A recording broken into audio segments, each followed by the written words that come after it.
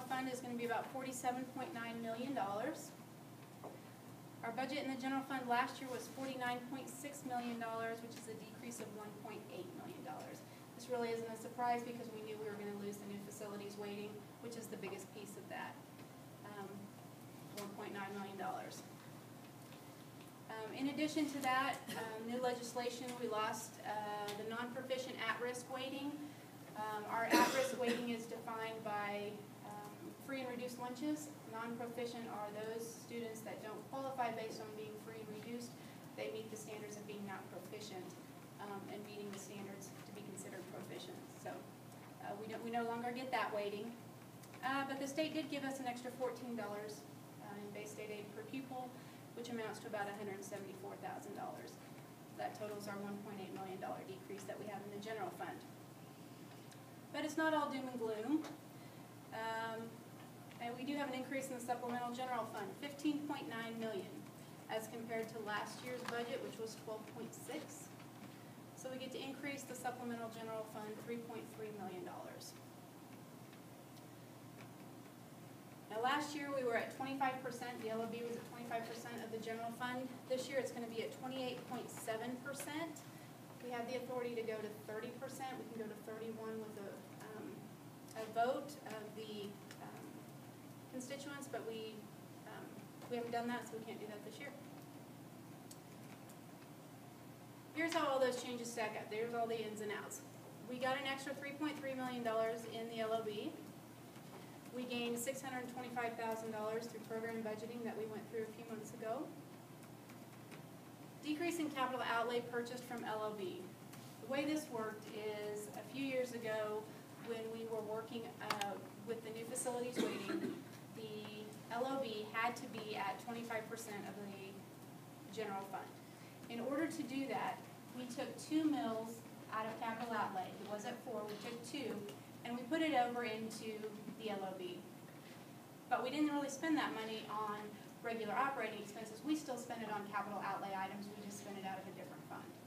Now we're moving that 2 mills back to capital outlay, which frees up more money in the supplemental general fund. Last year we purchased an activity bus. We had budgeted $400,000 for it. I believe it only cost us $200,000, so we saved a little bit of money. But that was a one-time purchase that we won't have in the budget for this year, so that frees up another $400,000 in the budget for this year. Then we had that darn reduction in the general fund budget of $1.8 million. We were able to provide a 3% average increase for all of our employees this year. That cost us about $1.5 million. That 3% though excluded the health insurance benefit that we have said we will provide to our employees. We've agreed to go up an additional $60 per employee per month should the health insurance increase that much. We won't know if that will increase that much or not. We won't know until probably October, November timeframe. But we have that budgeted in there. Increase in utilities. This is kind of a twofold piece. One is just utility rates kind of stink, and they are skyrocketing. Our electricity rate has grown significantly over the last year. The second piece of that has to do with when the new high school was built. The general contractor was able to get our utility costs at a contractor's rate. Unfortunately, when they turned the high school over to us, they did not turn off that contractor's rate, and we still got that wonderful benefit until they figured it out and said, hey, you guys owe us money. You owe us about $130,000 because we should have had you marked as I believe it's a large demand user is the term for it. And they wanted their $130,000. They were gracious enough to let us pay it over 12 months. We paid 8 of those installments in the last school year. We will be paying another 4 this year. So that increases about $45,000 of what we're paying this year that we won't have in the future, but we still have to pay it back. That's the city. And is that increase in utilities, the 130, is that part of the 220, or is that totally different? There's about 45,000 of that 220, 45,000 of the 130 is included in the 220 because we've already paid about 80,000 of it last year. We didn't have it budgeted, but because we always allow ourselves a little bit of extra room, we had room in the budget and we were able to afford it. But it definitely hurt when those bills came in. They were a lot bigger than they used to be. They're charging us about $11,000 a month. And did the city increase increase our rates? Is that why it also went up? Yes, our rates are going up just in general, and then on top of that, being now considered a large demand user as opposed to being on the contractor's rate. Apparently, we should be a contractor to get our utilities cheaper. You also learned a year or two ago, a couple of years ago, that the city had us, unbeknownst to us, on a special rate, which was a very, very good rate. They eliminated that rate, so we're back on, that increased our utility costs as well, along with the rising utilities. So all of that is factored into the changes in our increases. We got about Too many numbers.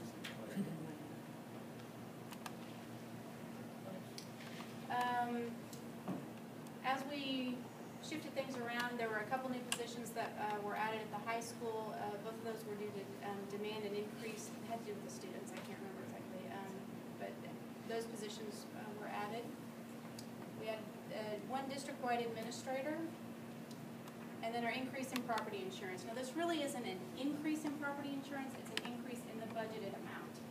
It's remained relatively flat over the last couple of years, just the budgeted piece that we had for it wasn't correct. So I've increased the budgeted amount so it actually covers what we're actually paying. Enrollment summary. Actually, I'll go back. Any questions on where all the pieces came and went from? I know I kind of went through it quickly. Enrollment summary, here's kind of where we've been for the last quite a few years. You can tell between 2012 and 2013, we actually lost 1.5 students. So, for all intents and purposes, we stayed the same. For 2014, here's a look at our assessed valuation.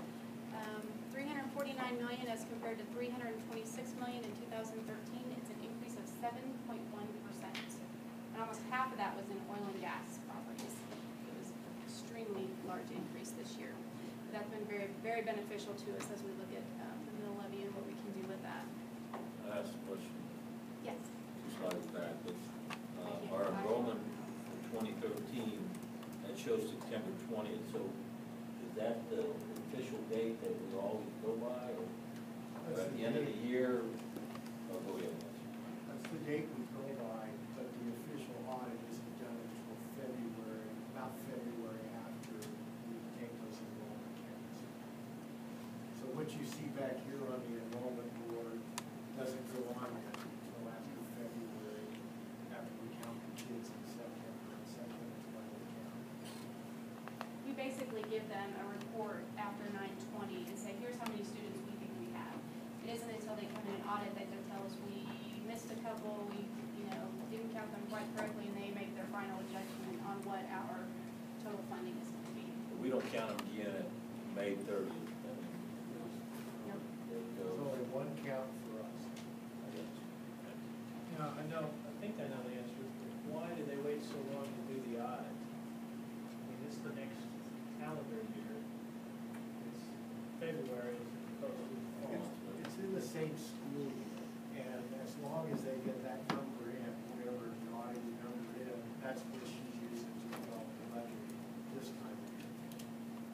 And Mark, they audit every school district in the state, so that's as fast as they can get. Some of them happen after ours, some of them happen before ours. It's pretty much the same time every year. It is for us. Pretty much a consistent outcome, or does that vary? Oh, it varies a little bit, but I'd say it's relatively consistent, because like, for instance, they factor in transportation. We get funding based on the number of kids we transport that live over 2.5 miles. But we did nothing on the kids we transport inside that 2.5 miles. So the auditor, that's one of the things that she checks, is the number of kids we're transporting that we're claiming that are inside that 2.5 miles, and that she'll make an adjustment on that number based on that. Same on the ELL population, same on a variety of other subgroups that we have in the district that contribute to that FTE. I don't know that it's changed significantly from our 9/20 counts to our Yeah, audited. I mean, we're normally fairly close, there's not a whole lot of exceptions, but she's here 3 to 4 weeks. Yeah. our size, it's a lengthy process. And if you think it'd be easy as counting heads, but unfortunately, you know, you're counting ESL minutes and they literally go through the day. And how many minutes were you spent with this teacher and was this teacher ESL endorsed and then checking certifications and, it just is an extremely detailed, I'm amazed personally at the amount of detail they go through to audit it. But I think this year we were maybe off 20 is what we were off. So that can fluctuate. But they give us our funding based on the 920 reports that we provide them. They give us our funding. They have a little bit of a holdback, kind of like a construction project. They give us money based on that, have a little bit of holdback. When they do the audit, they then true up and give us the rest of our money. That money usually comes in first couple weeks of July, but it's considered a June payment. So by the end of June, our books show we've received all the money that we were supposed to get for that year. Yeah, I just know it's, whoever it is, Louis Hooper Dick, or whoever, audits our books have to factor in that delay in payment. Because we actually receive it later than what the books say we do. Correct, and I think that's true for all districts, because the state actually waits until all of those audits are done, and then they true up those last payments, and they actually make those last payments in July, but we are told to record them in June before we close our books. We used to get them in June, and then something changed in Topeka, and now we get them after the 1st of July, but we're told to count them in June. Well, I mean, sometimes our legislators criticize us for carrying balances. If we didn't carry those balances for that period of time, we'd have a problem.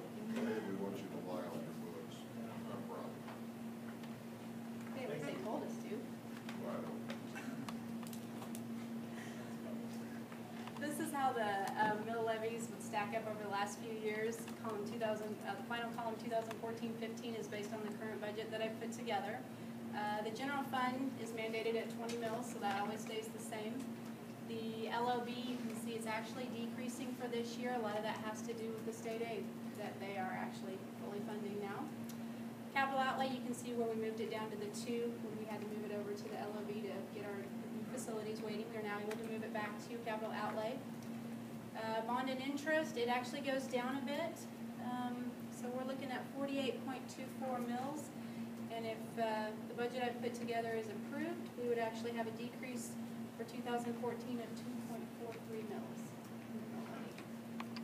Yes, ma'am. So, what's gonna happen? Because I know it's been reported that the insurance is going to use with other people in the room. If we don't get fully funded. I mean, I know at the candidate forum, both Representative Stahl and Jennings both said education's off the table. They, took care of that with the bill for the $129 million, but some people are reporting a shortfall in Topeka. What's gonna happen when they come knocking in November and say, sorry, are we prepared for that? I mean, I wanna decrease the mill levy, but are we prepared if we get a knock on the door midstream?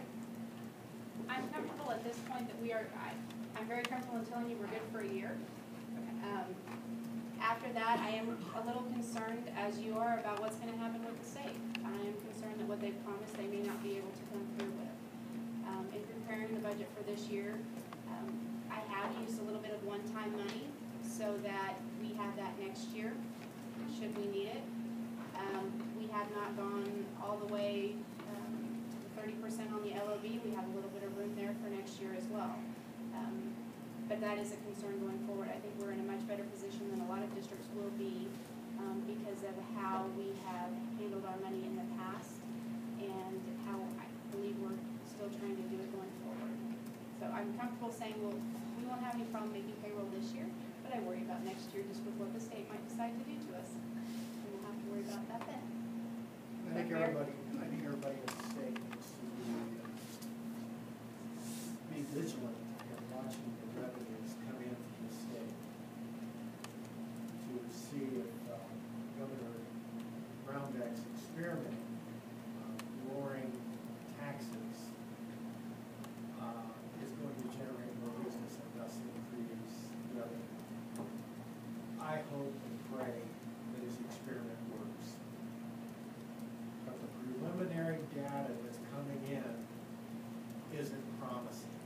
at this point.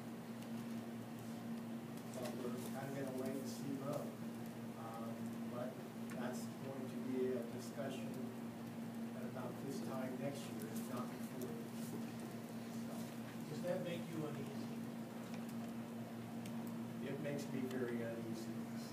Okay, I figured that was the answer. It makes me very uneasy because the economy seems to be on the upswing. And generally, it's been my experience when the economy is on the upswing, revenue coming into the school district is on the upswing. And it could be that the economy is fairly good nationally, but not so good in Kansas because of decisions that's been made in Topeka creating that revenue shortfall. What I think is interesting about this particular set of information KJ's presented is, and if I'm reading this right, the LOB is going down primarily because the equities in the district are going up. The assessed valuations Assessed valuation. are driving a lot of that, as well as the state actually coming through and fully funding the aid that we should have received previously. When they actually come through and make all those funding sources available to us, it actually allows us to relieve the property tax levy just a little bit and be at the same place that we want to be. Now, if I may, I've got a question on one of your earlier slides where you said the 2014-15 proposed budget is $15.9 million For the LOB, correct? for the LOB, and it's asterisk the LOB at 28.7. And I'm trying to rectify that with 15.55. It's apples and oranges, right? Correct. Basically what that means, and you can't even use the general fund as I presented it to you in the previous slide. The way the funding formula works is it actually looks at the general fund and then adjusts it for a few things. It takes out virtual, it takes out a few other things, and then it uses a different base state aid per pupil than the normal 3852, and it calculates a separate general fund budget, and it says, okay, now what is your LOB as a percentage of this? And that's the maximum that you can have, is 30 mils, or excuse me, 30%. So it's not strictly, here's your general fund and here's a percentage of it. It's, we're gonna recalculate your general fund, making some different assumptions and using a different base state aid per pupil.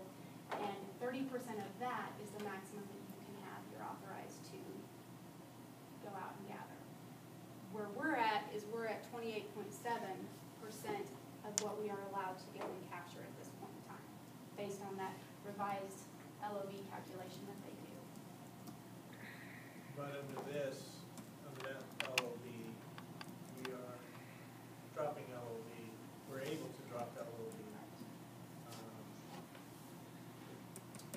And yet still generate an additional $3.3 million. And that's actually, the reasons for that are on this slide here. These are the things that are impacting why we can reduce the mill levy. The increase in the assessed valuation is really helping us. The increase in bond and interest state aid, the state was paying us 44%. They're now paying us 45%, which means we can rely on fewer taxes to pay the bond and interest piece. The increase in the LOB state aid, that was a significant piece that they reduced in the past. I believe it was 58%, and then they prorated that 78%. So we were actually only getting 45% of what we should have been getting. We're now getting 60.6%, and that is fully funded. And so that additional money, again, it takes the place of state aid, or excuse me, local taxes that we need to meet the requirements of the LOB. Just to kind of add to what KJ said, that in the increase in bond and interest state aid, it's now 45%.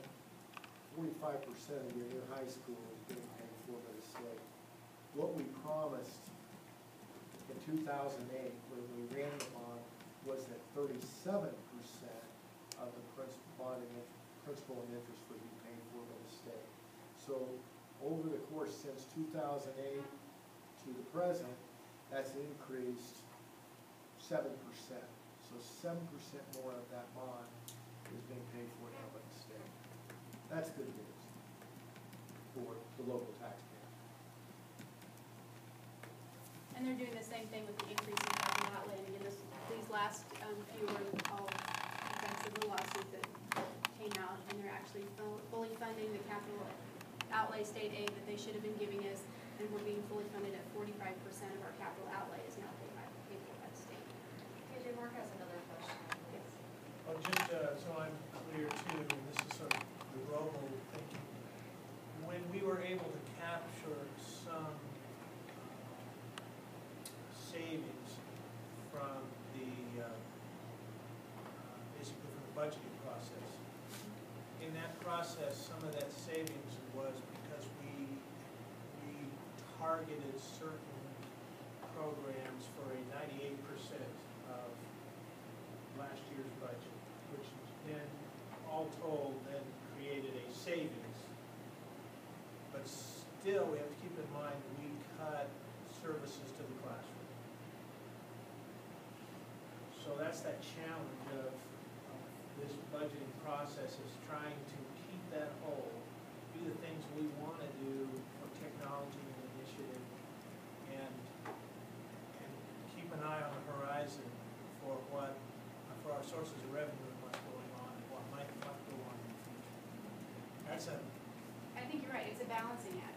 Right now, we're able to let the state pay some of what our local taxpayers were paying for before, and so we're able to give back a little bit. Now granted, their taxes may increase overall because their assessed valuation went up, but if we left the mill levy where it was, it would go up even more. I think right now, because the state is funding us where they say they're going to, we're able to give back a little bit, but I think what it does is it allows us a little bit of room so that next year, if the state does not fund us like we expect them to, or we hope that they will, then we'll have a little bit of room to go back and say, hey, I'm sorry, but we're gonna have to ask for a little bit of that back now because now the state's not doing what they promised. So it is a balancing act. I haven't slept real well lately, now that I'm figuring out more of this. I think that's a good point, Mark. I mean, if you go back to program budgeting, you determine who we wanted to lower that line. I mean, on one hand, you can see revenues coming in, good news from the standpoint of valuation, but still, a broader picture necessary in not only setting the next year's budget, but also planning for the future. So, and we didn't cut very deep on program budgeting. We didn't cut. And with that goal to try to enhance the classroom, let alone avoid cuts, it's a challenge. But the process, I thought, again, we all know the process that we went through, and the leadership that we had the expense centers was the word for it. Anyway, the program budgeting, I thought, was an outstanding process in trying to weigh if we're going to cut there, how we cut. But it does have a silver lining if that's the way to put it, based on what you're coming up with on local option. I think two more, I want to emphasize that we did cut $625,000 from our original set.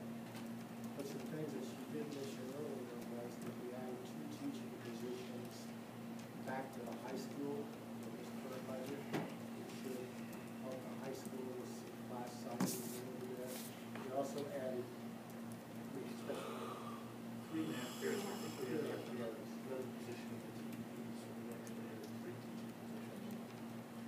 So this budget does bring back some of the $625,000 in some areas that we feel like were the greatest need. Great discussion. I would just like to echo that, because I think this budget is part of our compact with the citizens. I mean, we've always talked when we talk budgeting that we would only ask from the community for what we absolutely needed. And through program budgeting,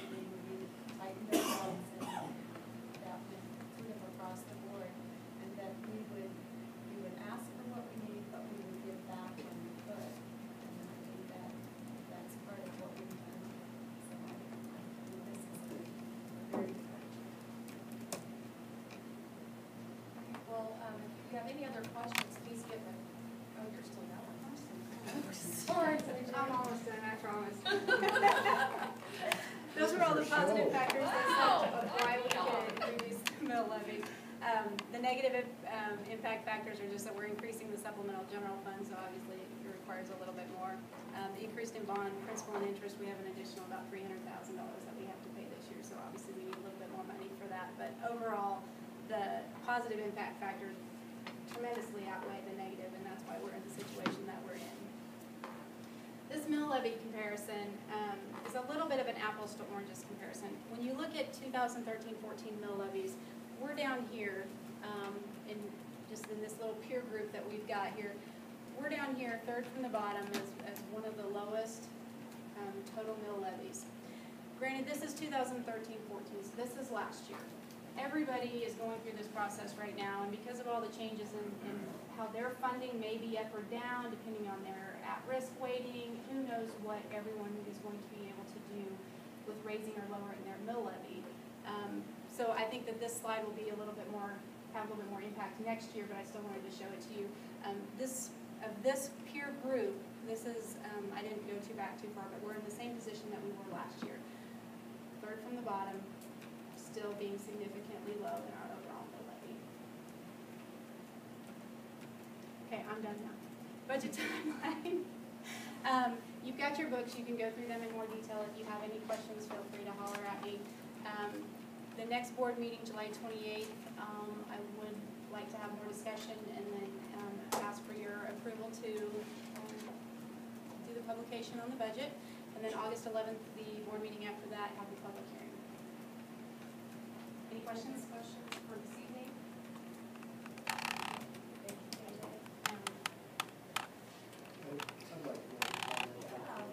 I'd like to commend KJ.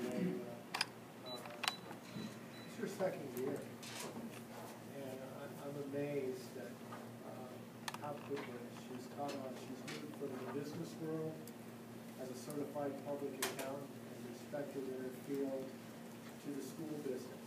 And I know a little bit just in talking to her, it's a little difficult transition to make from the standpoint in the business world, not everything is transparent. Salary-wise, people don't know what other people work. They may be working side by side and may not know what they're working. In our field, our salaries, our information is transparent. But KJ's done a great job. I want to commend her publicly and what she's done, and she actually lives her job. It's not unusual for me to get an email from her at 3:30 in the morning, and she is working on the budget. And this is a peak work time for her as she develops this budget. So, also, Kathleen has looked at the budget as well. She is very comfortable with where we are.